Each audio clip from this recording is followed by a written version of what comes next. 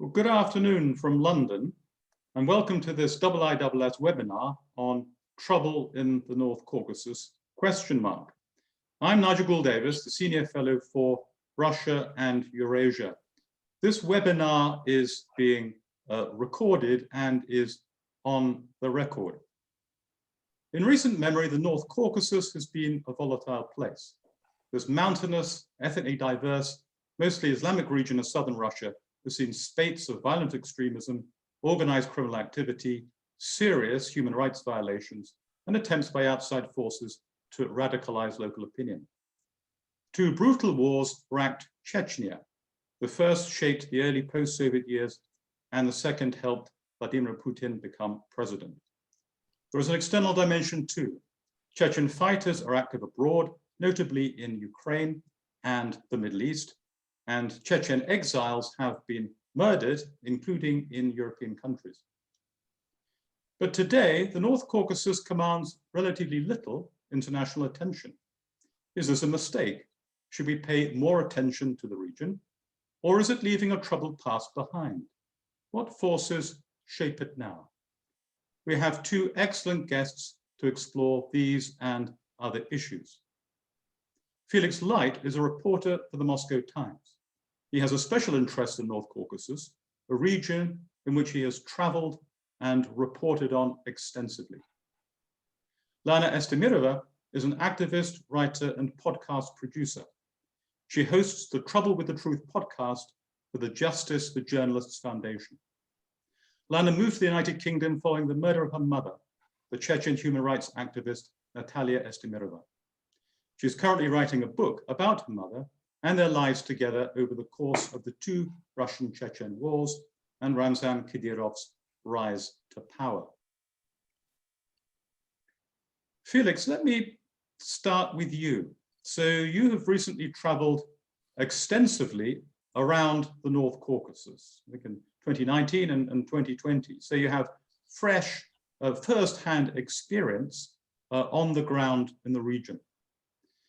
Could I ask you to share your impressions on what you saw and felt and sensed there, and on such issues as trends in economic and social development, inter-ethnic relations, any significant signs of the presence or appeal of more radical forms of Islam, local attitudes to power, those sorts of things. How should we understand the moods and trends in the North Caucasus today?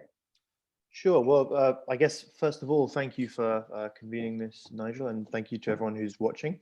I sort of, so I suppose to set the terms of what I will say, I have sort of visited the region probably in excess of about sort of on maybe 10 different occasions over the last 2 years. However, my knowledge is concentrated, I would say, on the republics that are not Chechnya, essentially. So specifically Dagestan, Ossetia, and Ingushetia. So what I suppose would be generally conceived of, at least in Russia, as the sort of problematic republics of the kind of eastern side of the North Caucasus. However, at least to start, I think you can kind of open on a reasonably positive note. This is one of like very reasonably few parts of Russia where I think the prevailing situation today is better than what it was perhaps 5, 6, 7, 8 years ago. In contrast to the early 2010s, there are not really many remaining fragments of the organized insurgency. There is a fragile and imperfect, but there is a peace that prevails in the region today, and I think that is, certainly not something to be taken for granted in a region with this kind of recent history. I also think there is a reasonable degree of economic development ongoing. So particularly in Dagestan, for instance, it's becoming increasingly fashionable among kind of wealthy Moscow urban professionals to travel in the region. It's there's a reasonable degree of tourist development going on, and yet this is the North Caucasus. There are problems. Nigel, of course, asked about the kind of the influence of particularly radical trends of Islam. It is there, but it has changed, I would say. Where 20 years ago we were talking about sort of armed jihadism, I do get the sense that that stage of the region's history has faded away, at least for now.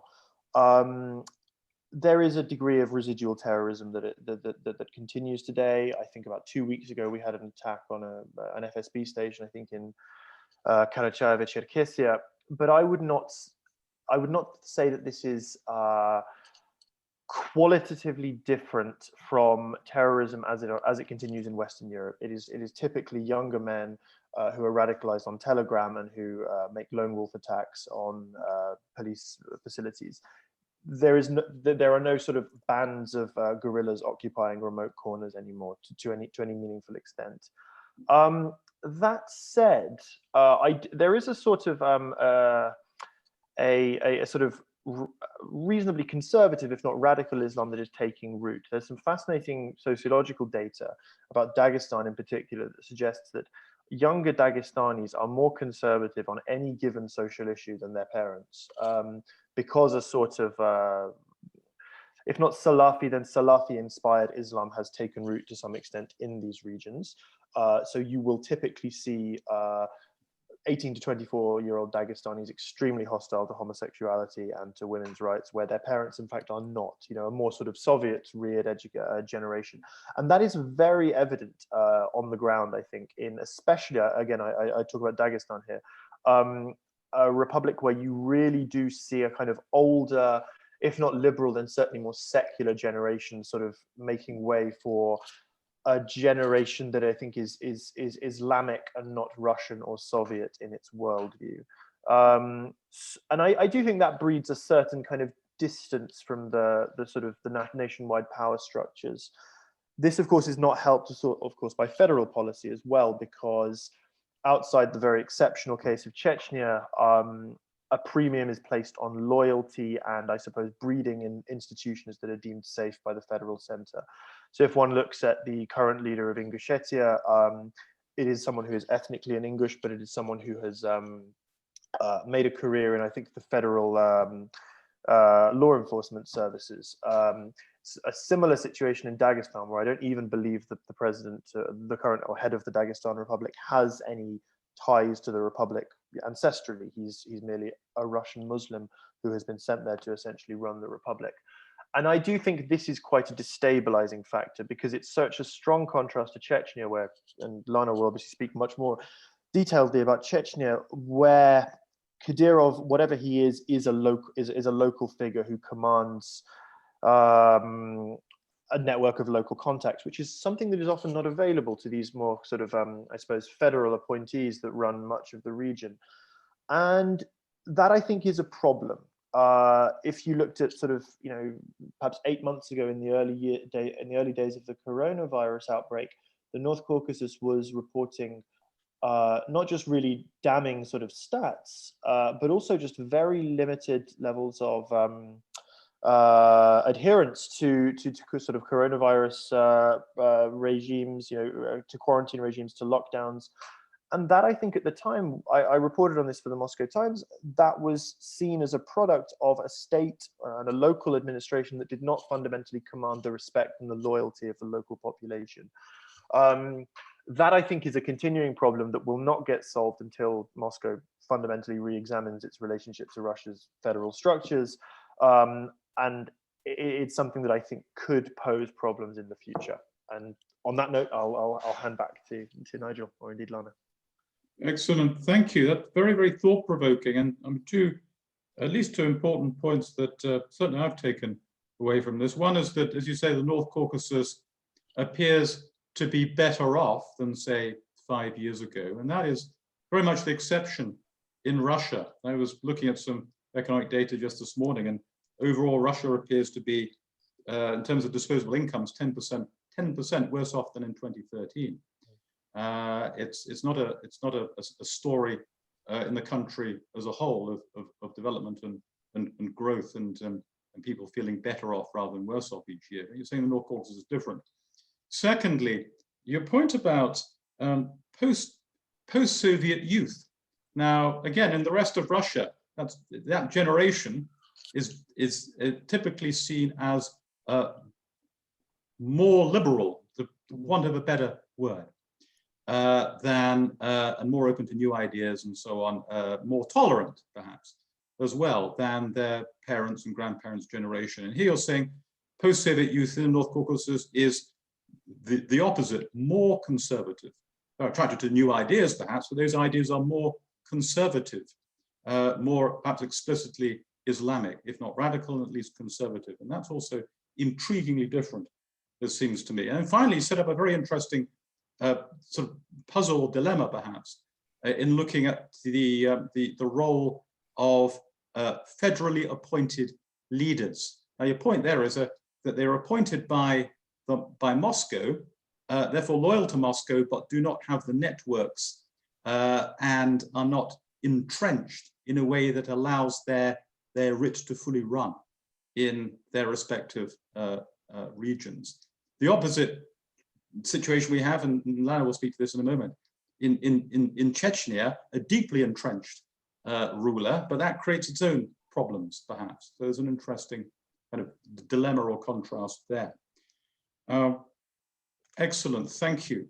Lana, could I move on to you then? Firstly, is there anything you wanted to add before we move on to Chechnya? Anything you wanted to add on the larger North Caucasus picture that Felix has painted? Yeah, I just kind of wanted to kind of interweave it with what I was going to say in Chechnya and the way kind of jihadism was and radical Islam in general was handled in the rest of the Caucasus compared to Chechnya. So I think I'll just make it part of my. Okay, thank you. Let's jump right into that then, because you have written extensively about de-radicalization efforts in the region. So what can you tell us about the extent of ISIS and other extremist influence in the region and the strategies locally for countering it? Well, de-radicalization in Chechnya specifically happens in one way. It's brutal force, manipulation, hostage taking, and multiple other factors. Because obviously the ruler of Chechnya is Ramzan Kadyrov, who just rules the republic like it's his backyard, literally. And the level of insurgency is definitely on a low compared to what it was 10 or 20 years ago. I mean, we had terror attacks all over Russia. There was horrendous Beslan. There was a hostage-taking situation in Nordost, obviously. These kind of terror attacks are gone now. And I would say that the epicenter of these attacks over the past 10 years have moved to North Caucasus. I think Felix mentions that if there's an attack, it's often kind of very specific. It's some kind of police station or government official. So, but civilians are often the victims as well. So there was a decrease in insurgency for several reasons. So first of all, of course, it's Kadyrov. He was given an unlimited power and resources to deal with these with this insurgency. And I have this really interesting quote by Putin, who said it to Angela Merkel when addressing what Kiev should do with the pro-Russian rebels in eastern Ukraine. He said that it should be dealt with like Russia dealt with Chechens, by buying them off with autonomy and money. And he did exactly that, except he gave autonomy to one person, to Ramzan Kadyrov. And that was, the price that he paid. Whatever Kadyrov needed, he was willing to give it to him. And Kadyrov used his force to eliminate all the remaining underground terrorist cells that were, that were in the Chechen mountains. A lot of them. There were constant raids and special operations. And anyone related to those insurgents were grabbed and tortured. And he, early on, as he was even kind of after he consolidated his power, he introduced this principle of collective responsibility that a lot of human rights activists and journalists write about, that it's not just those men who who join terrorist groups, but it's their relatives, it's their cousins, it's their neighbors. They're going to be affected.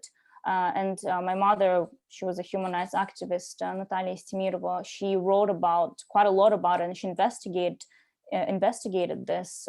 There were several examples of arson. So the houses of the relatives would be just burned down to the ground, and they were kind of forced to leave, although very often they had nothing to do with like they had no idea that their brother or father were going to join them. And there was prior to 2014 Olympic Games, there was a massive cleansing operation by law enforcement, not just by Kadyrovцы, but like by Russian law enforcement too, that kind of swept all over Northern Caucasus, specifically in Chechnya, and really just pressed on with the insurgency and kind of squeezed them out. And starting with also there were a lot of internal divisions among those groups. Like I think obviously like the roots of the insurgency are kind of in the early 90s, and then 2 wars for independence, and there was a massive split between a more separatist nationalist kind of group with Aslan Maskhadov and more kind of jihadist group with Shamil Basayev.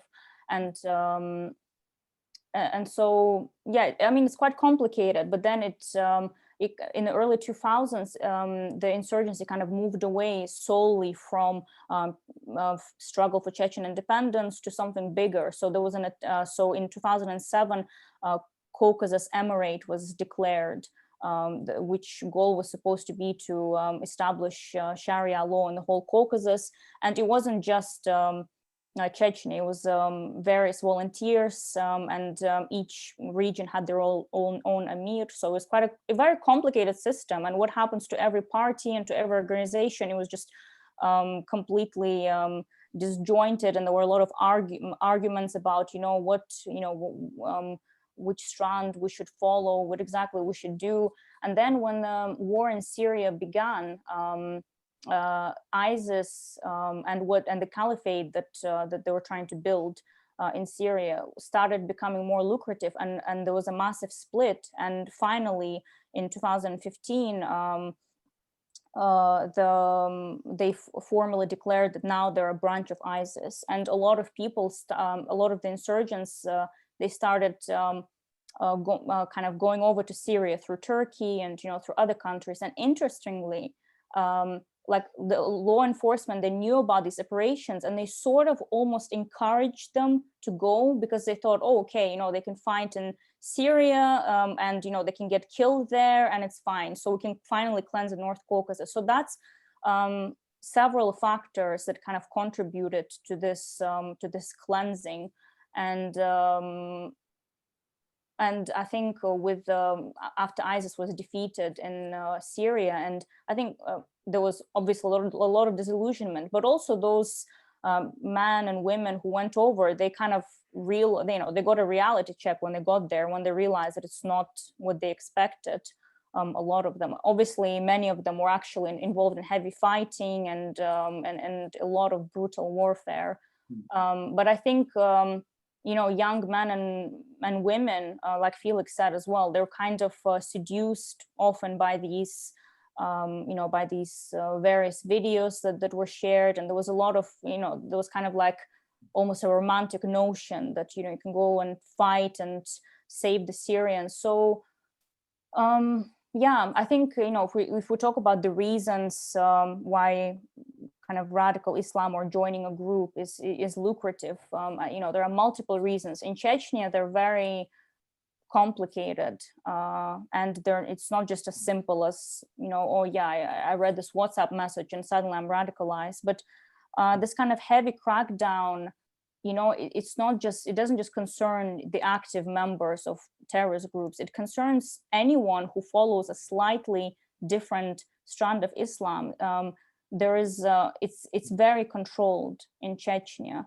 There is kind of one state kind of sanctioned Islam that you can follow, but anything outside of that, if you're a follower of a Salafi strand, that's completely forbidden. That's why there are a lot of examples of men being grabbed in the street who had a beard but didn't have mustache, because that's a sign, and they were beaten and tortured, and they're brought to one of the favorite punishment is on camera public apology. So they were, their parents and these men and women who had niqabs or had hijabs covering their chins, they're brought on TV, they're intimidated, they're forced to apologize. So it's definitely a combination of brutal force, intimidation, and it does not tackle any of the root problem that cause radicalization. And that's why I think, while Felix, you pointed out that there were kind of more positive trends in the rest of the Northern Caucasus, I feel like in Chechnya, you can kind of put a band-aid on it. I mean, I wouldn't call it a band-aid. It's pure state-sanctioned violence, but I think it's something that can lay low, but is going to rise, and is going to be brutal, and is going to be violent when it rises again. Pick you up on that, Lana. So if I've understood you right, it seems a combination of factors which have, up to now and in recent times, managed to suppress radicalization. And one is the brutality of Ramzan Kadyrov's tactics. The second was the internal divisions between forces opposed to that regime. And thirdly, more recently, as it were, the pressure valve, or at least until very recently, the pressure valve of being able to leave and to go to Syria.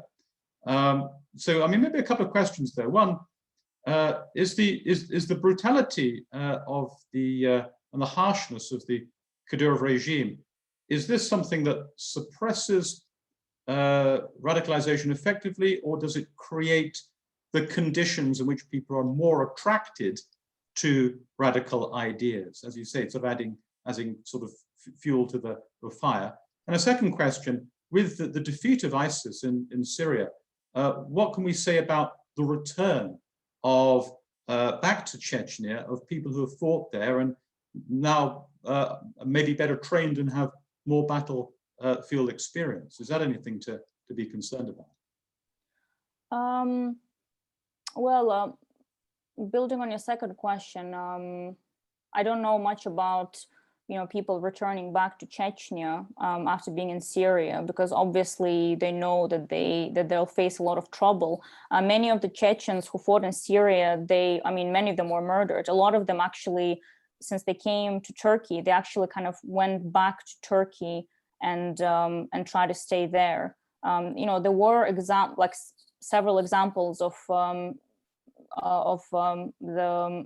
Chechen ISIS fighters in Syria who came back to Chechnya, and then they were kidnapped, and then they were disappeared.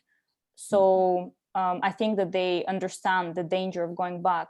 But another interesting point was actually about the widows and the wives of ISIS fighters, because unlike, I think in a lot of Western countries, North Caucasus and Chechnya, they're actually much more effective at bringing them back home and kind of assimilating them back in society. I mean, some republics were doing a better job than others. In Ingushetia, for example, they were much more kind of welcoming, but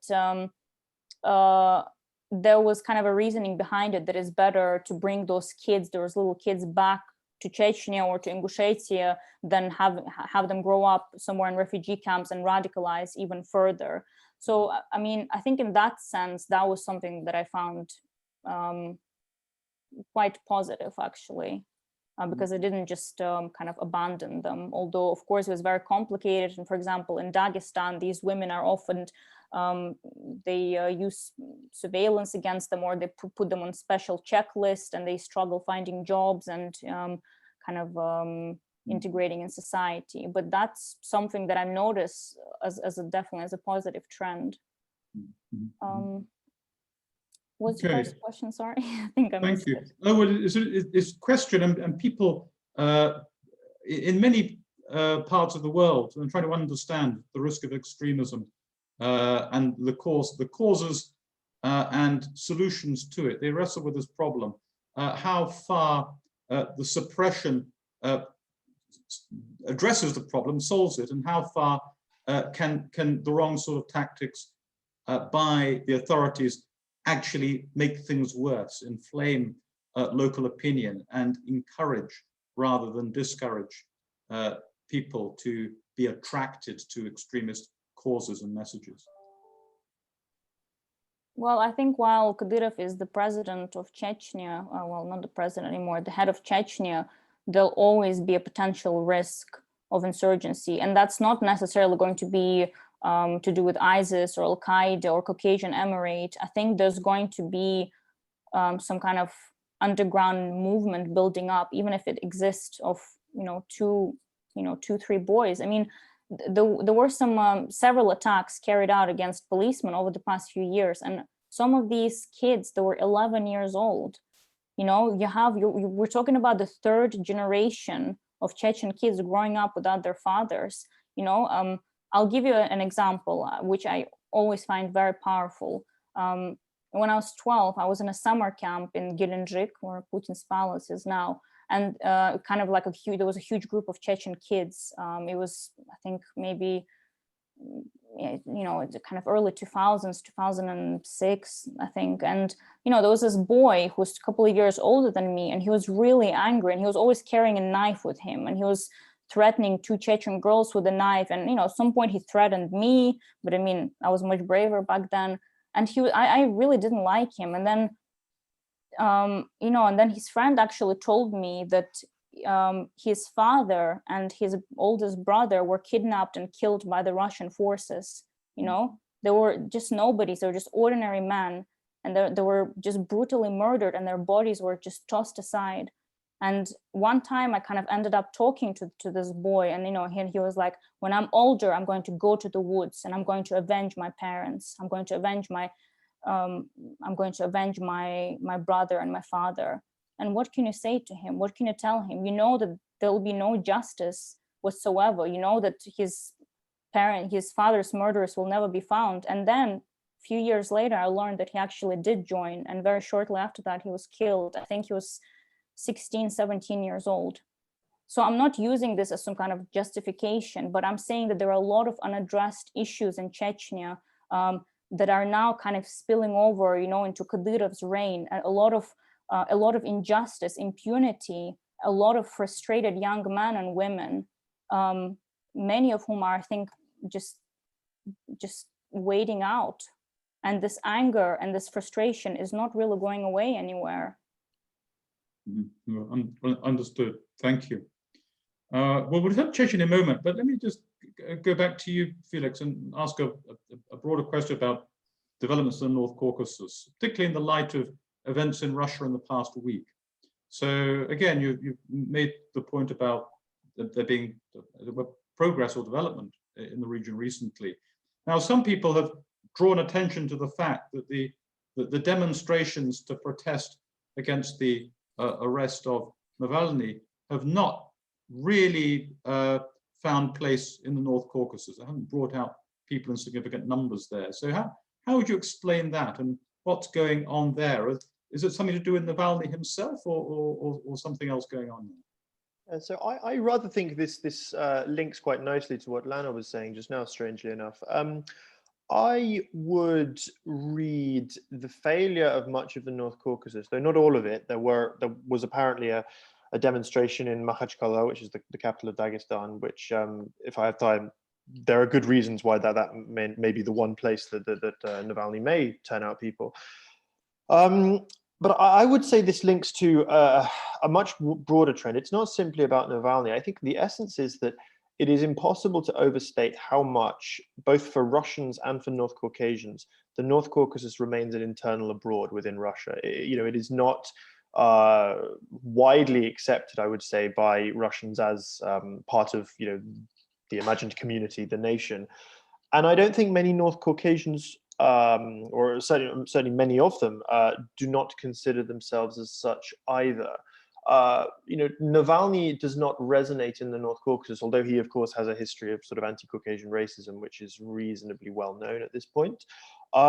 he doesn't resonate for the same reasons that many broader Russian things do not resonate in the North Caucasus. You know, I mean, you could say the Russian Communist Party does not particularly resonate in the North Caucasus for many of the same reasons, that there are simply sort of there are substantial kind of cultural discontinuities between Moscow and Makhachkala, Moscow and Nalchik, Moscow and Grozny, probably most sharply of all.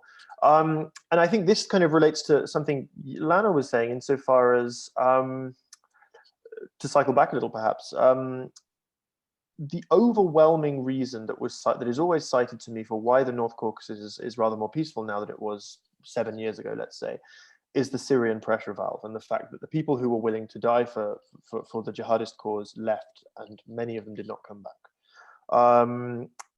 That's a sort of a short-term solution, right? And I think the fundamental issue, which is that it is not clear how the North Caucasus fits into the Russian Federation, that will remain, and that will remain a cause of tension, I think, in the future. And I would say that more than anything underlines the kind of the flop of the Navalny protests this last week. Excellent, thank you. Well, let's take up a theme then about the relationship between the North Caucasus, and that's Chechnya in particular, and the rest of Russia. So one way of posing that is to ask about Kadyrov's own profile or standing or reputation beyond Chechnya and beyond the North Caucasus. Lana, is there anything you wanted to say to that? And then Felix, you might want to address that question. Well, I definitely think that Kadyrov wants to really project himself not only outside of Chechnya but also outside of Russia. You know, like over the past few years, it's kind of became this unofficial envoy to the Gulf states, and you know, as a Muslim, I think, as a kind of strong man Muslim who sorted things out in his backyard, I think he's kind of an asset to Putin to establish certain links with a lot of the Arab states, and obviously Islam plays a big role here.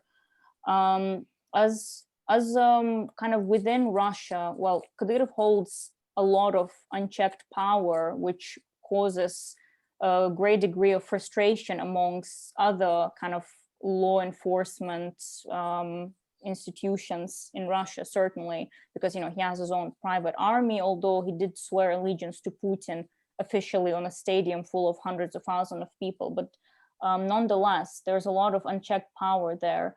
And well, the way Chechnya is viewed from the outside, obviously there is this history of the Chechen wars and terrorism, and, you know, all the Chechens are terrorists and blah, blah, blah. But I think with Kadyrov, a lot of anger maybe from the rest of the regions come from the fact that Chechnya received quite a lot of donations, like for rebuilding up until 2012. And then it certainly receives kind of bigger donations from the state budget that other regions do. And obviously a lot of it goes towards the fight against insurgency, and Kadyrov always checks every single box. You know, I've killed this many terrorists, you know, I've built that many buildings, you know, although of course no one really talks about the fact that most of the Chechens live in poverty. There is corruption and extortion. So on top of that money that he pockets, him and his inner circle, ordinary teachers, small business owners have to pay a tax on top of their tax. A third of their salary they have to give away to the government officials, or literally to thugs who you know, who come and knock on their door with a gun in their hand. So this whole image of shiny new Chechnya that Putin also loves to kind of whip out as, you know, and as an example of, look, we dealt with the terrorists there. It's all just a mirage, I think. And underneath that image, you know, there is bad infrastructure. There's a lack of hospitals and decent schools, and a huge unemployment that pushes people into poverty. So I think definitely kind of on a surface, it's kind of a success story. And I think a lot of authoritarian states are kind of drawn to that success story. But, you know, if you dig a little bit, you know, you see a well of darkness. Very helpful, thank you. And Felix, could you take up these same themes? So I suppose look at these, as it were, concentric circles. One would be Kadyrov himself and perhaps the position of Chechnya within the Russian Federation, and then more widely abroad. And we do see activity, already touched on fighters in Syria. Is there Chechen government involvement or support for sending Chechen forces there or elsewhere overseas? Yeah, so I mean, I suppose to take up your first point, first of all, I would see Kadyrov and his sort of the regime he has constructed in Chechnya as a deeply kind of destabilizing element in the wider region, largely because I think that the perception, which is to a large extent true, that sort of Chechnya has this kind of privileged position within the Russian Federation. You know, it is within its borders largely independent, or at least Ramzan Kadyrov acts largely independently. And the sense that he and Vladimir Putin have a sort of a direct line, and that he is the favored kind of regional potentate of the Kremlin. That is a deeply, deeply destabilizing notion, because for one thing, it has created this idea that anything that Kadyrov does is kind of sanctioned in some way by the center. So a couple of years ago, and continuing into, I think, almost into 2020, there was the Ingushet land deal, where Kadyrov essentially served neighboring Ingushetia with an ultimatum, you know, hand over these lands that were never properly demarcated because they are Chechen lands. And the federal government sort of coerced Ingushetia into agreeing, and a huge kind of, and largely unseen in the North Caucasus, wave of protest actually resulted. You know, it was hugely kind of upsetting for English society, because the English have their own problems with the Ossetians on the other side of their republic, and it was an enormously controversial move. It actually ended up claiming the sort of scalp of the then president of Ingushetia, or the head of the republic. And again, every so often now you see sort of Kadyrov-aligned media talking about doing the same thing with Dagestan, the idea that there are unredeemed parts of Dagestan that are rightfully Chechen, and that we will be pressing claims against Dagestan in future. So you have that.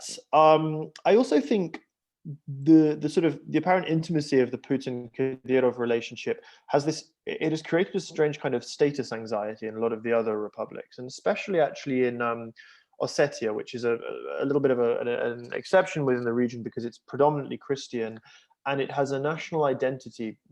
Ossetians are very much a sort of Russia's almost kind of local bridgehead in the Caucasus, you know, uniquely loyal and culturally proximate to Russia. And I think that sense, which was very important in keeping the Ossetians kind of loyal and amenable to kind of Moscow's rule, has really taken a hit when you see kind of Putin constantly talking and giving the time of day to Kadyrov. So I think there is a real kind of, the intensity of that relationship is really complicated in the way it plays out in the rest of the region. Overseas, yeah, you know, it is not, to the best of my knowledge, there is no head of a Russian autonomous republic who is able to prosecute a kind of foreign policy in the same way that Ramzan Kadyrov is. You know, there was, you know, he tried to put himself at the front of the kind of movement to protect the Rohingya in Myanmar a while ago. He's regularly in the Gulf. He has, his soldiers are serving under Russian auspices in Syria on the side of the Assad regime. This is utterly inconceivable if you're the president of Buryatia, or, you know, the head of Chuvashia or something. You know, this is an extraordinary kind of sense of Chechen exceptionalism, which I think is it's difficult to see how it continues in future, because it seems so predicated on the personal relationship between the two men, the president of Russia and the president of Chechnya. And you know, it's also greased by an enormous amount, as Lana said, of federal funds that are directly transferred to Chechnya. So I think it's, you know, it's a way of buying off the insurgency, but it's the kind of thing that I can imagine creating serious problems at such a time as Moscow decides it doesn't want to play this game anymore. You know, it wants to bring Chechnya in line with you know, the federal structure of Russia. You know, it's a huge unanswered question for the future, I think. It is very interesting, the unique status and standing and degree of autonomy that Chechnya and Kadyrov personally appears to enjoy, not only domestically, but as you say, even more strikingly in elements of the conduct of foreign relations. So, and maybe there's cause to ask as well, what happens if at some point Putin and Kadyrov fall out over something? Who would prevail? How would that be resolved? That seems to be untested. And to Lana's earlier point about Kadyrov having been given money and autonomy, I've long wondered whether there's the danger of a so-called Faustian bargain in that. Maybe you appear to solve some short-term problems, but you create longer-term structural challenges, so to speak. So we have time for questions from our audience. There are two ways to ask a question. If you wish to ask it in your own voice, then please raise your hand and we'll call upon you, and your microphone will be activated and you can ask your question yourself. If you are happy for me to use your words in my voice, then if you want to type in your question in the chat window by clicking on the Q&A, then please do so that way. All questions very welcome.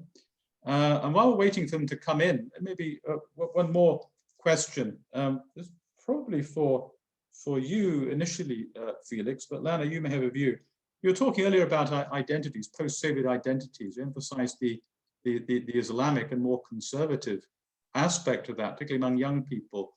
What about ethnic identities? Because this is an extraordinarily diverse and complex part of the world, and there are quite delicate balances to be maintained, especially in, of course, Dagestan, you know very well, but in some of the other republics too.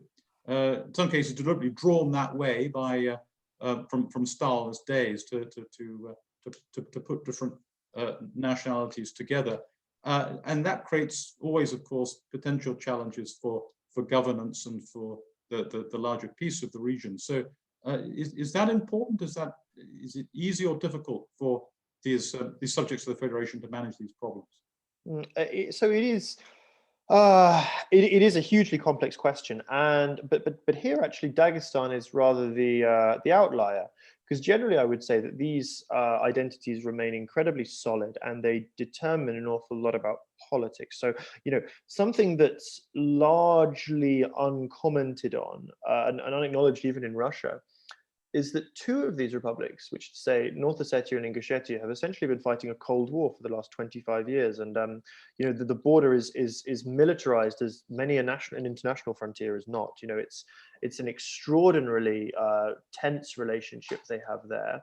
And it poisons that kind of relationship between the two republics almost beyond recognition. You know, it's you know, the Russian army is deployed along the border with these two republics. It's an extraordinary situation. With Dagestan, though, it's slightly different, simply because Dagestan is so bewilderingly diverse, but also urbanizing so fast that you have a strange situation where Makhachkala is among one of the most Russian cities in Russia, because Russian is the lingua franca, and you know, and once you have a sort of a mixed marriage between, let's say, an Avar or a Lak, that's two of the Dagestani ethnicities, the child will be brought up most likely monolingually Russian. And you probably, you know, the current generation of Dagestanis is bizarrely sort of paradoxical in that it's intensely conservative, but also intensely Russophone at the same time, and is increasingly kind of removed from its sort of rural or, you know, mountain origins, which is a fascinating paradox there. You know, in that republic in particular, I would say that national bonds are loosening, which stands in very sharp contrast to the rest of the region. Mm-hmm. Interesting. Thank you. Lana, anything to add to that picture? Well, I think the situation in Chechnya is definitely a bit different because it's much more homogeneous. It consists mainly of the Chechens. But I think what I find time after time, especially talking to some of the friends from the West and colleagues, is that there is no such thing as one Chechnya. There is no such thing as Chechen opinion or Chechen view of this or that. And I think, you know, that there's always been this kind of a variety of opinions and stands in Chechnya. There's always been this kind of you know, internal, that, you know, during the war, after the war, throughout our history, that there's been different clans and tapes, and there's never been kind of one way of seeing things. And that's why even now, when I think about some big questions concerning Chechnya, for example, the possibility of independence, you know, sometime in the future, or how we're going to handle the post-Kadyrov Chechnya, if it ever happens, which direction it is going to go, honestly, I don't know, because there are so many different Chechens living outside of the republic, integrated or living separate from, you know, within Europe, within those diasporas, that I think there's definitely no one way of seeing things and kind of predicting how the things will pan out. And definitely when I look into the future, you know, thinking about potential predictions about what's going to happen, I think one of the biggest problems that will happen is the one that happens in pretty much every country that went through a civil war. It's going to be us and them. It's going to be someone who served in the Kadyrov, and it's hundreds, it's thousands of people, someone's relatives, you know, someone's neighbors. So how will that tension be resolved? Is there going to be a civil war? Are we going to just forget everything? Is there going to be some kind of reconciliation? So this is something that I think about, and when it comes to divisions, and I don't know the answer yet. Mm-hmm. Well, that's a good segue into one of the questions that has just come up here. So one of our attendees, and this is addressed to you, Lana, asks, how do you think Chechnya can heal the trauma of the two wars and Kadyrov's abuses in Chechnya? What do you think the consequences will be without this? In other words, if there isn't a healing from these terrible traumas, what do you think might happen? If I could just add, what would a healing look like? How might that be achieved? How can this in recent times troubled part of the world begin to in some way recover from these terrible events? I think, I mean, it's a very, very important question, and it's the one that I think about all the time, without an exaggeration. And I'll, you know, bring my personal story here. Well, I mentioned before that my mom was a human rights activist in Chechnya, and in 2000, Natalia Stemirova, and in 2009, she was kidnapped outside our house and later found dead in Ingushetia. And that's something that I carry with me every day. And it's not just that, it's the fact that it'll probably, probably those who did it to her will never be found. And it's just something that I have to live with. And I have to, despite that, I can't let it crush me.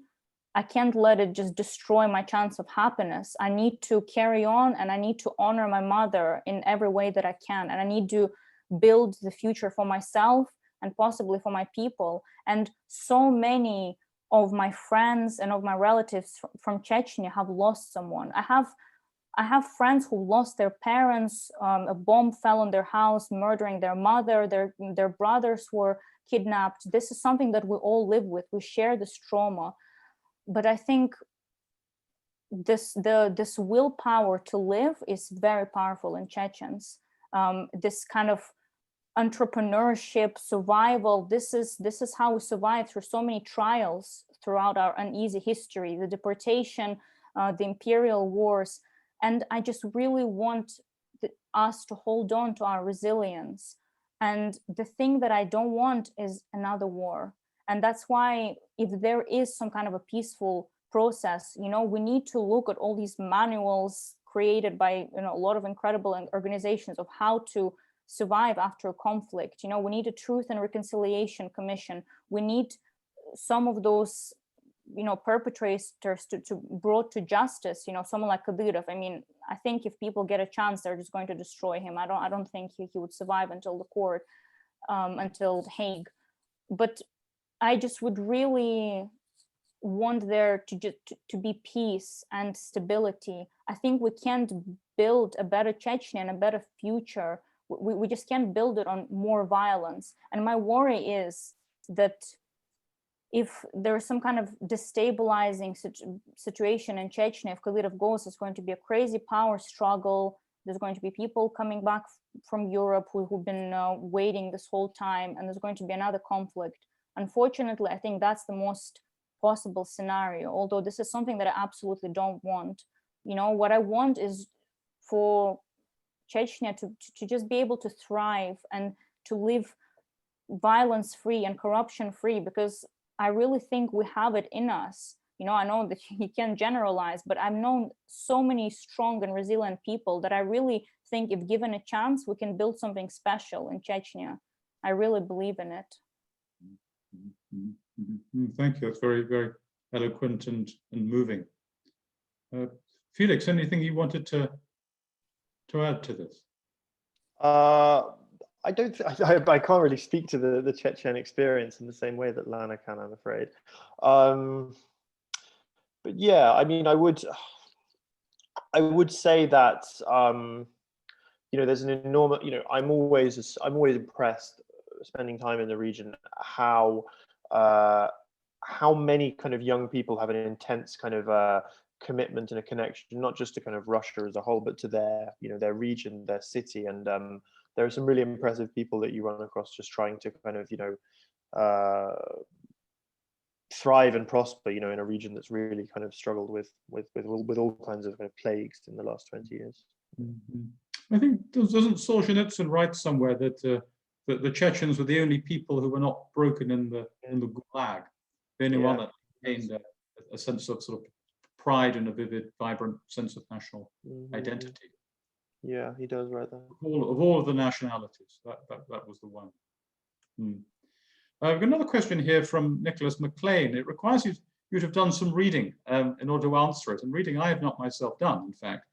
He asks about John le Carré's book, Our Game. Have either of you read that? Because he asks, how accurate a picture of the North Caucasus does that book paint? I'm afraid I haven't. I mean, I haven't read it, but knowing all the other books, probably not that accurate. But now I'm definitely going to read it and maybe tweet about it or something. But I unfortunately haven't read it yet, but I'll write it down. It'll be on my list, definitely. Nicholas makes the point in his question that le Carré was advised by Marie Benningsen-Broxer, who was one of the renowned scholars of the Caucasus. And just on the Caucasus more generally, so this past year has been a busy and eventful one for the South Caucasus. In particular, of course, we've seen that the conflict in Nagorno-Karabakh. Also, there were elections in Georgia too. So you've already touched on the theme of North Caucasus, and perhaps particularly Chechnya, being exceptional in some way within Russia. Are there resonances looking south as part of the Caucasus? Is there anything that, any way that developments in Armenia, Azerbaijan, and between them, for example, or in Georgia, influence the dynamics of the North Caucasus? Yeah, I suppose that's a very good question. I'm always struck by how kind of durable and impermeable the border that appeared in 1991 is. You know, if you look into the kind of, if you look into like the history of, say, Ingushetia or Chechnya, you know, they're always dealing with Georgians, and, you know, Georgian queens are often, you know, Chechen princesses and such like. What really strikes me whenever I'm there now is how distant Tbilisi and Yerevan and Baku all feel. There are some resonances, especially in the south of Dagestan, where you have a large Azerbaijani population. I remember being told in September, as the new war in Karabakh was beginning, that a lot of people with kind of family members on both sides were actually heading up to Dagestan to avoid military service. You know, in the Azerbaijani army, especially those of kind of Lezgins and Avars, who are kind of ethnic minorities, evenly distributed on both sides. But in general, I would say it exists in a sort of in a strange kind of isolation from south of the mountain range, and it's hard to kind of trace any cross-border continuities, I suppose. Mm-hmm. I mean, ironically, I've actually never been to South Caucasus, so I think I'm just going to leave that with Felix.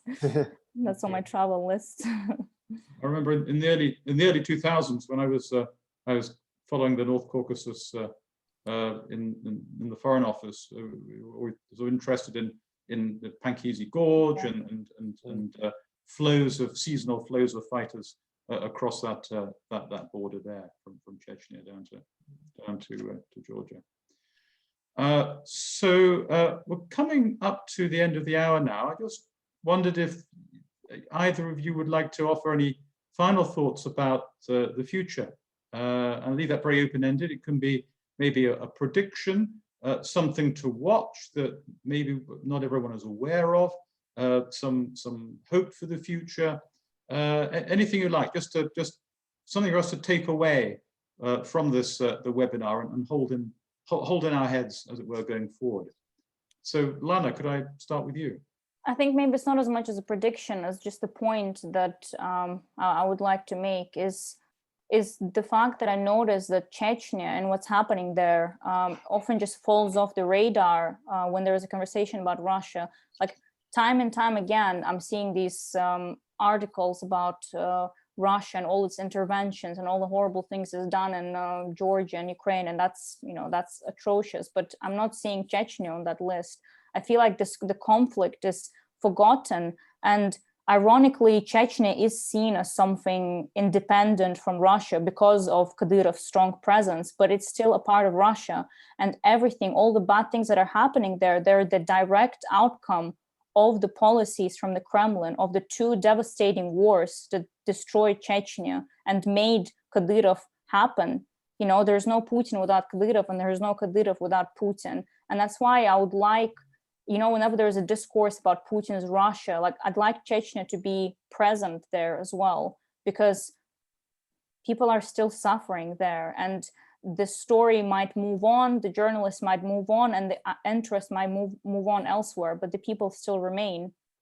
So I think that's something that I would like for our viewers to take away, is just follow what's happening there, please, because we really rely on it.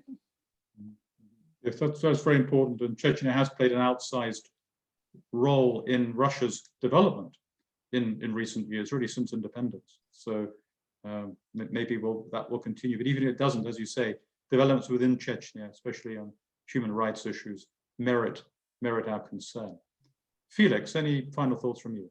Yeah, I mean, having kind of started the hour off on an optimistic note, I can close it on a pessimistic one, which is that I really don't think that anything has fundamentally been solved in the region. I think we're now in an era of reasonable and historically unusual peace and moderate, I suppose, prosperity in the North Caucasus, but fundamentally, I think the underlying issues are still there.